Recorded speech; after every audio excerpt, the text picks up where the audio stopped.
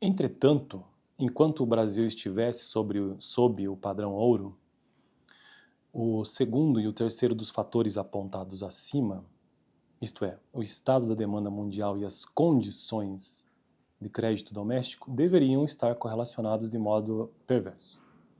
Uma súbita deterioração da balança comercial originada da queda de demanda mundial de café deveria, no padrão ouro, ter efeito contracionista sobre o crédito doméstico.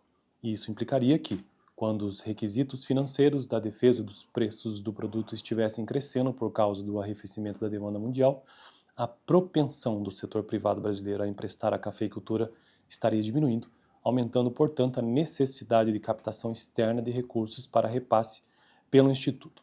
A situação poderia ficar ainda mais difícil para os responsáveis pela defesa caso a deterioração da demanda nos países centrais fosse acompanhada pela simultânea deterioração das favorabilíssimas condições de crédito que então prevaleciam nos dois grandes centros financeiros internacionais. Nunca é demais lembrar que a recuperação da posição externa brasileira, a partir de 1926, deveu-se quase inteiramente ao surgimento de grande superávit em conta de capital. Assim, o surgimento simultâneo de dificuldades de captação externa amplificaria os problemas de equilíbrio externo e o resultante choque monetário, aumentando ainda mais a demanda de recursos do Instituto em um período em que, por hipótese, sua capacidade de captação externa estaria prejudicada. Esta explicação de instabilidade potencial a que a economia brasileira estava submetida em meio à prosperidade dos anos iniciais do governo de Washington Luiz, porque, bom, estou construindo uma playlist nesse canal, né, antes de entrar nesse parágrafo, sobre história econômica do Brasil.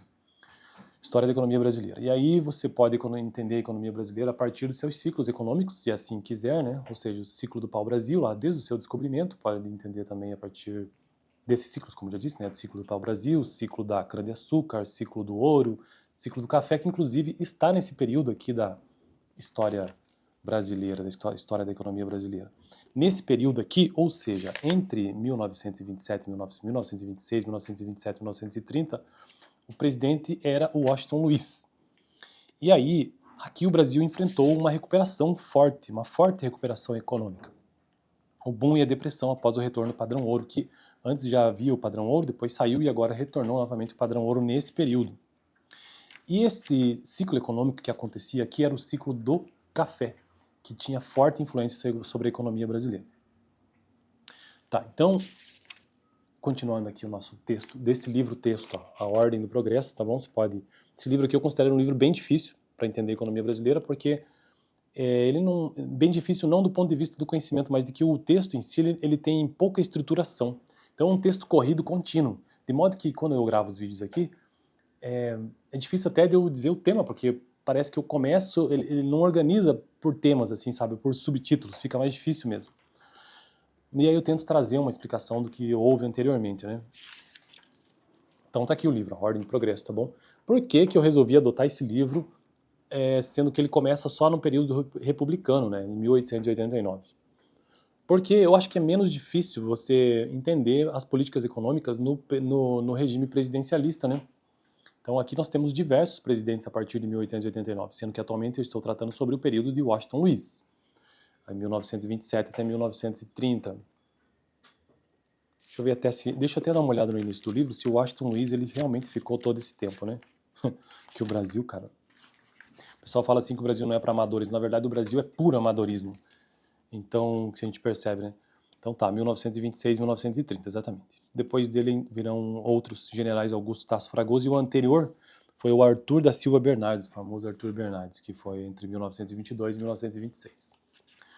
Bom, então, onde eu parei? Cadê? Esta explicação da instabilidade potencial a que a economia brasileira estava submetida, o último parágrafo do vídeo de hoje, em meio à prosperidade dos anos iniciais do governo de Washington Luiz, por sua grande dependência em relação a um funcionamento estável da economia mundial, em especial dos mercados financeiros internacionais, será amplamente confirmado pelos eventos a partir de 1929. De fato, foi o surgimento de uma situação como apontada no parágrafo anterior, agravada pela ocorrência de uma nova super safra do café, em 1929, com os estoques já elevados desde a safra de 1927, que provocaria o colapso do sistema em fins de 1929. Claro, tem outros elementos aqui também, inclusive internacionais, mas basicamente a grande quantidade de café que o Brasil detinha, né, de estoque. Paro por aqui, que senão esse vídeo vai ficar muito extenso. Deixa eu marcar aqui. Marcar não, deixa eu lembrar onde eu parei aqui, né?